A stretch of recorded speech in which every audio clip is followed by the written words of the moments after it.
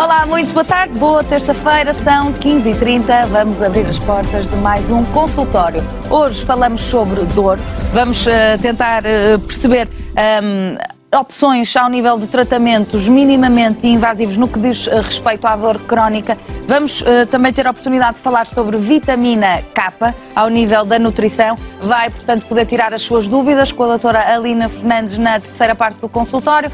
Pode e deve começar já a ligar 225-083-204 para ficar inscrito na nossa lista de chamadas e então ficar habilitado a entrar em direto connosco na terceira parte, como de resto é habitual. Pode também, caso não possa entrar em direto connosco via telefone, deixar as suas questões por escrito em consultório@portocanal.pt. Cumprimentar o nosso primeiro convidado desta tarde, Dr. Germano Cardoso, anestesiologista e especialista no tratamento da dor da clínica Pain Care. Olá, muito boa tarde, Dr. Germano. Antes de falarmos sobre os tipos de tratamento que hoje mais se usam no combate à dor, quando nós utilizamos a palavra dor e o conceito dor a miúdo, não é? E corriqueiramente no nosso dia-a-dia, quando é que falamos clinicamente de uma dor crónica ou de uma dor ao nível clínico mesmo? Sim, a verdade é que a dor é uma sensação que todos nós sentimos. Até em dado curioso, existe uma doença em que as pessoas nascem sem sentir dor. E o que acontece? Curiosamente, que aquilo parece uma defesa, não o é. Essas pessoas habitualmente morrem muito cedo porque a dor, que é para ser uma proteção, deixou de o ser. Então, aleijam-se com muita frequência porque a dor vai-nos dizer que alguma coisa não está bem e não devemos fazer. O que é um facto... No fundo é como se fosse um alerta. É um alerta, é um alerta. Do nosso próprio corpo, não é? Se eu fosse pegar neste copo e tivesse uma água quente, apesar de parecer que está fria, eu pegaria e a primeira coisa que eu ia fazer era largar porque me estava a proteger, porque me ia queimar na mão. Na verdade, nós sabemos que hoje em dia a dor não é só um sinal de alguma coisa não está bem. Existem sintomas de dor crónica, dores que se vão perpetuando ao longo do tempo, ao longo dos meses, e a verdade é que passam a ser uma doença. E a dor deixou de ser um sintoma e passou a ser uma doença. E daí... É aqui que reside aqui a questão, não é? É que normalmente associamos dor como um sintoma de que algo não está bem. A verdade é que a dor pode ser ela própria uma patologia. Isso é verdade. Até eu sou anestesista e tenho mais sensibilidade a todos os fenómenos que estejam envolvidos com dor.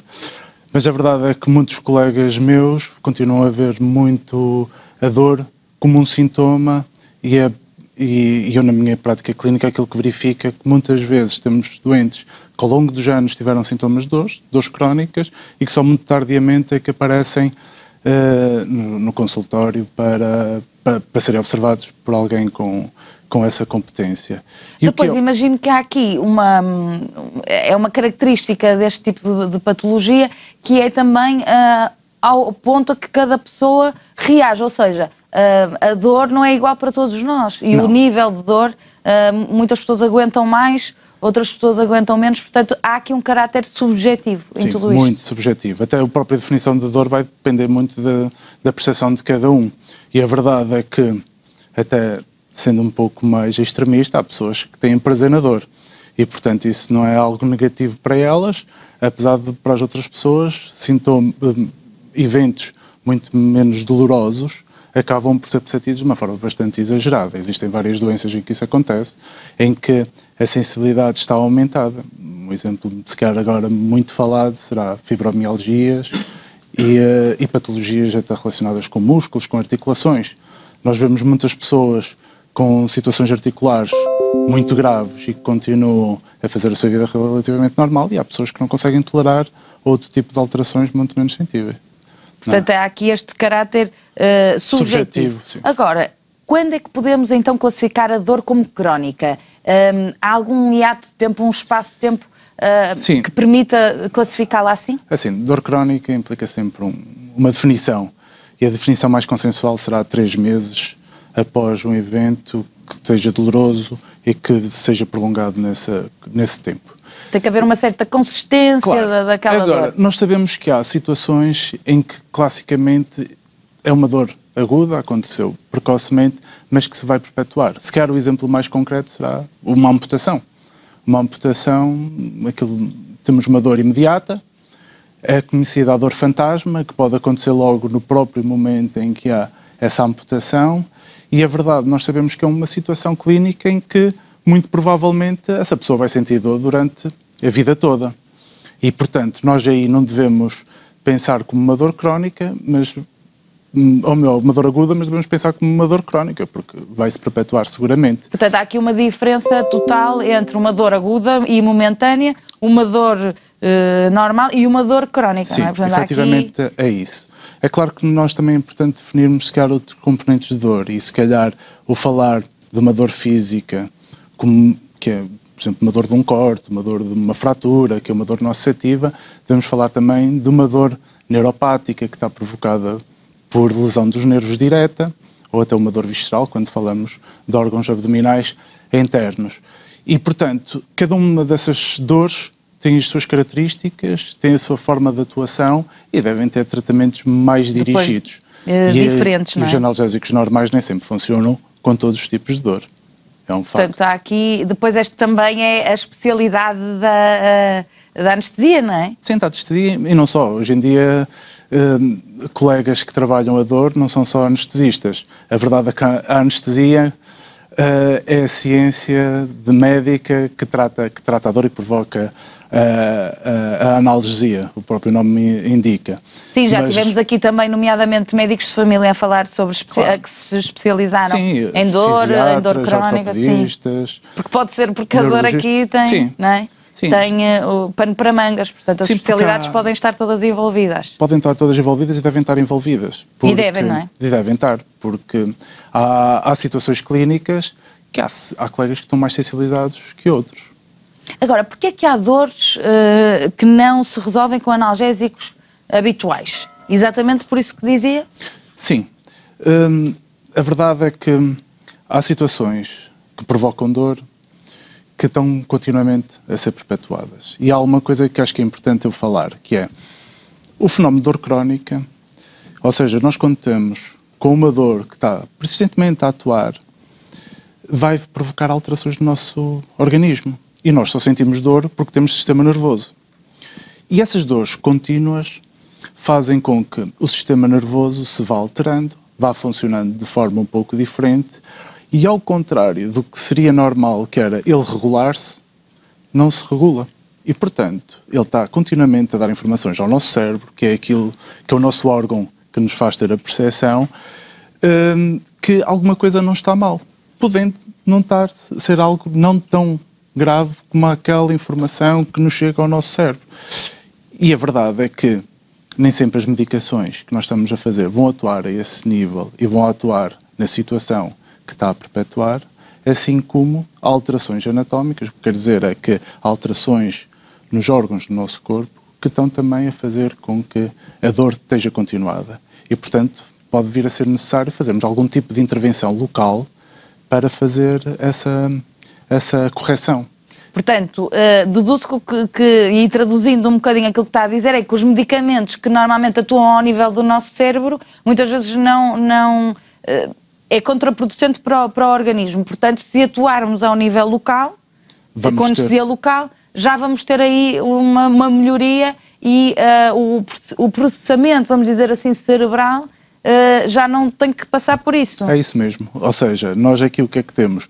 Nós, para termos essa ação, temos que usar às vezes doses muito elevadas de medicação, que tem os efeitos secundários. Por exemplo, sonolência, pensamento mais lento, alguns tremores, alguma alteração da bucal, de sensibilidades, e que vão afetar o nosso dia-a-dia. E então nós temos que fazer uma atuação no local para conseguirmos reduzir a informação que chega ao cérebro e reduzir a dor e, por sua vez, até diminuir os efeitos secundários. Hoje em dia nós temos todos uma vida muito ativa. É uma dor para toda a vida, ou seja, medicação para toda a vida. Logo, também há muitos efeitos secundários. Sim. A esse nível interessa cada vez mais explorar esta situação da dor para que as pessoas não estejam a tomar medicamentos desnecessários toda a vida. Eu hoje de manhã estive a dar consultas e há uma senhora que me pergunta, mas doutor, eu vou ter de tomar medicação para toda a vida. Isto não cria habituação e é um problema sério, porque as pessoas vêm-se a tomar medicações durante vários anos, e hoje as pessoas vivem muitos anos, as pessoas querem boa qualidade de vida, as pessoas cada vez são mais exigentes com os afazeres do dia-a-dia, e isso às vezes é um problema. E, portanto, nós temos que tentar arranjar todo o tipo de estratégias para conseguir melhorar a qualidade de vida. E isso sim é o importante. O importante da consulta da dor e da atividade da dor, mais que tirar a dor, é melhorar a qualidade de vida. E as pessoas hoje querem isso. Exatamente. Portanto, não é só tirar a dor por si só, mas melhorar todo um conjunto de situações de funcionalidade. Portanto, a pessoa estar o mais operacional possível. Então, que tipo de tratamentos é que há hoje em dia para ajudar, nomeadamente, naquelas dores mais comuns? Vamos, se calhar, aqui afunilar um bocadinho, porque imagino que isto seja um assunto que dava pano para mangas. Mas, por exemplo, as dores de costas... Sim, nós temos muito tipo de dores, e algumas mais raras, outras mais comuns. Provavelmente as mais comuns será mesmo dor de costas, dores articulares, ou uma que me aparece muito, mas que as pessoas não estão muito sensibilizadas, que são dores ligadas a traumatismos ou a cirurgias, por exemplo, de cicatrizes. Nós temos muitos procedimentos que podemos fazer. Se calhar tenho que particularizar, porque se for falar de uma forma muito genérica, é muito complexo. Falamos, por exemplo, das dores de costas? Dores de costas. Das dores das articulações. Falamos aqui de algumas. Pronto, então, nas dores de costas, por exemplo? Dores de costas, em primeiro lugar... O que é que está aí na berra, ao nível da... Muita coisa. Dor crónica? Muita coisa. Em primeiro lugar, é preciso nós sabermos quais são as causas de dores de costas, porque há muitas causas. Tendencialmente as pessoas dizem que são hérnias, nem sempre são hérnias. Podem ser dores articulares, podem ser dores musculares, podem efetivamente ser hérnias ou serem lesões até de nervos. E, portanto, deve ser visto por alguém profissional para tomar para definir e para fazer o diagnóstico. Depois, dentro de procedimentos, nós temos vários, como nomeadamente as infiltrações, ou seja, fazer uma administração ou de anti-inflamatórios, ou de corticoides, ou mesmo de anestésicos locais, que é um produto que é usado para adormecer os nervos, dito de uma forma mais normal, que vai fazer com que haja redução da dor. Quando nós falamos, por exemplo, de dores articulares da própria coluna, hoje em dia existem procedimentos como radiofrequência, infiltração de produtos nessas articulações, que fazem com que diminua muitas vezes as artroses, as artrites e a dor desses locais. Portanto, aqui já estamos a englobar, é mais ou menos a mesma situação para as articulações, não é? Portanto, também é possível fazer articulações. Sim. Articulações, infiltrações. Infiltração é um termo genérico para a administração por uma agulha de um produto. De um produto, não é? Pronto. Depois a diferença é o produto. É o produto que se vai colocar. Porque, por exemplo, eu posso fazer uma infiltração no músculo, que não é necessariamente o mesmo que eu vou fazer numa articulação. Um exemplo concreto é a toxina botulínica, o famoso Botox. Não é? Que é muito conhecido para efeitos estéticos, não é? Para a beleza, para se ficar com a pele mais esticada, mas nós usamos de uma forma médica quando queremos fazer com que um certo músculo que está permanentemente contraído fique muito relaxado. E é um facto que muitas vezes é preciso, a nível das costas, fazer esse tipo de infiltrações. Pessoas que passam muito tempo sentados, que façam muito esforço com a musculatura lombar, às vezes é fundamental fazer esse tipo de procedimento. Por exemplo, também há algo que preocupa muito as pessoas, infelizmente por causa da incidência estatística dos números, as dores oncológicas. Ok. Pronto, esse é um tema que me é muito próximo, uma vez que eu trabalho no IPO.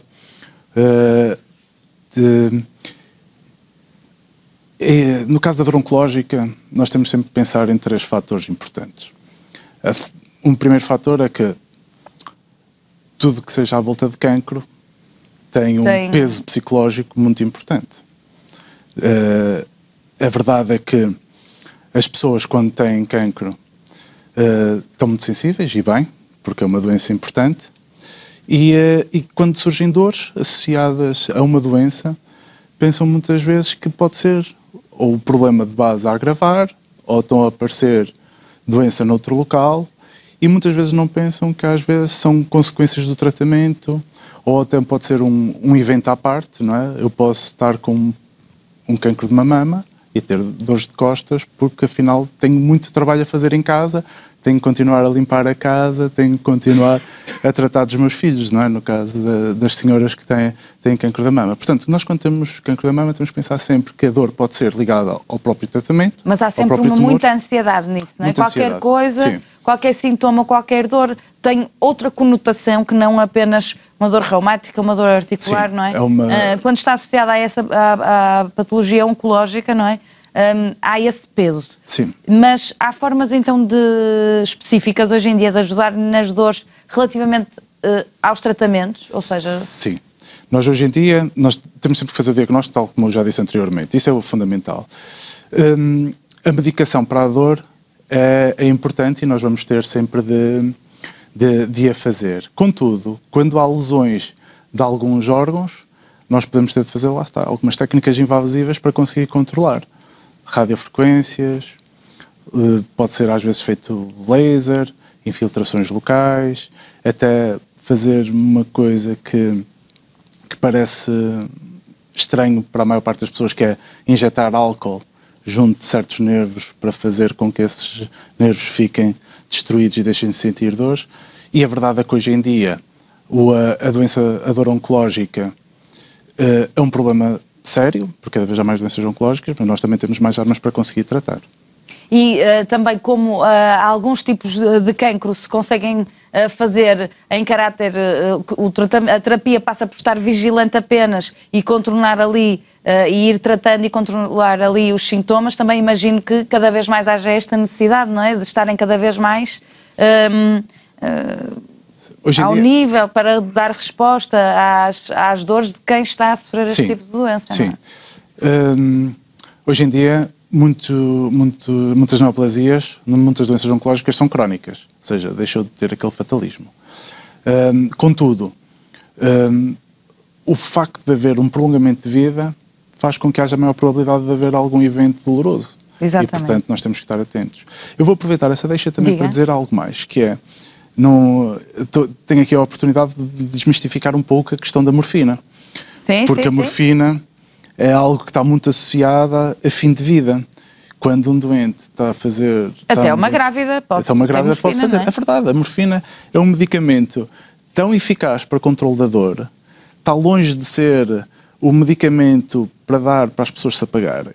E, portanto, hoje em dia, quando nós damos e prescrevemos morfina, acima de tudo o que estamos a dizer, isto é uma dor importante, vamos tratá-la com um fármaco importante.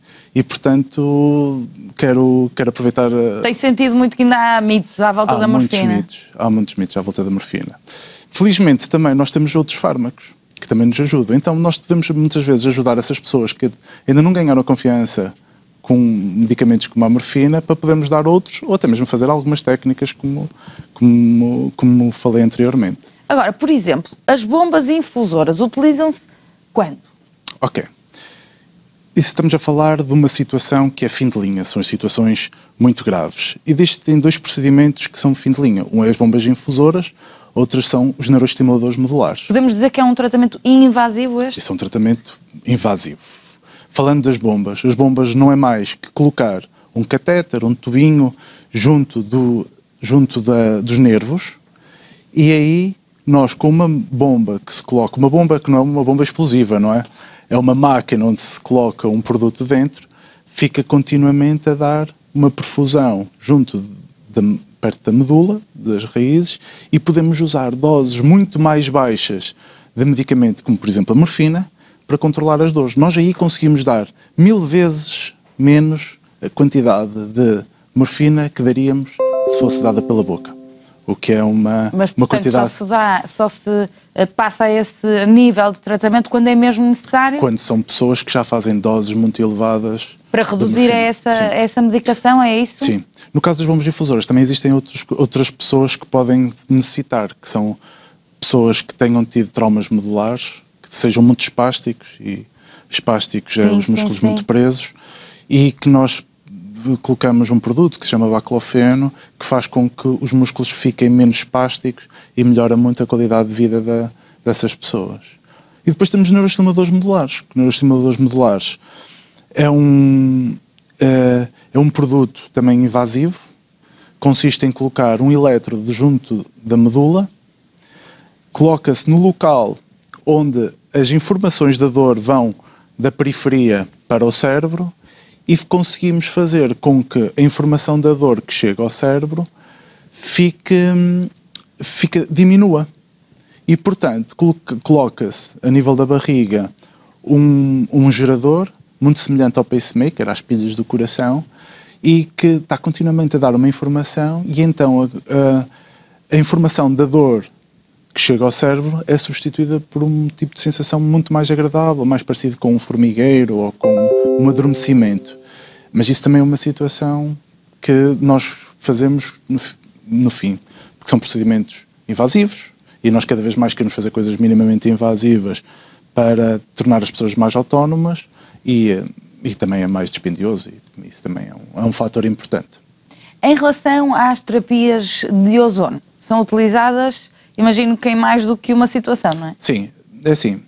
As terapias de ozono é algo que é popular em certos países, nomeadamente o Brasil. Nós na clínica também o fazemos, mas fazemos de uma forma muito criteriosa. Porquê? Porque a verdade é que se nós andarmos a navegar na internet, o ozono dá para quase tudo.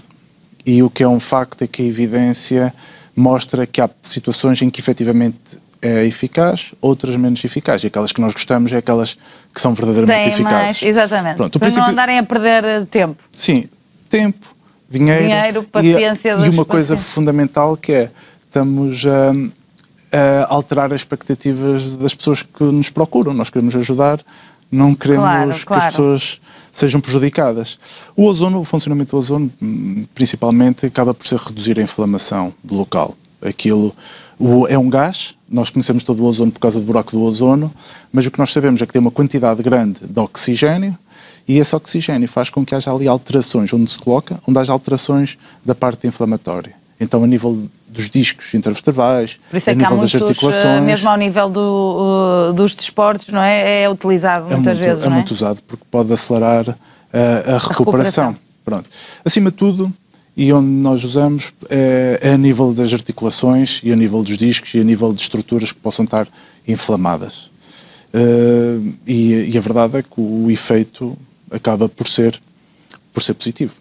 Agora, não é que seja um tema muito agradável, mas é importante falar das coisas mesmo quando não são tão agradáveis. A dor nas crianças. Imagino que seja duplamente complicado, até porque, até uma certa idade, a comunicação das crianças é muito diferente da dos adultos, não é? A explicarem, não é? O que é que estão a sentir, aonde, como.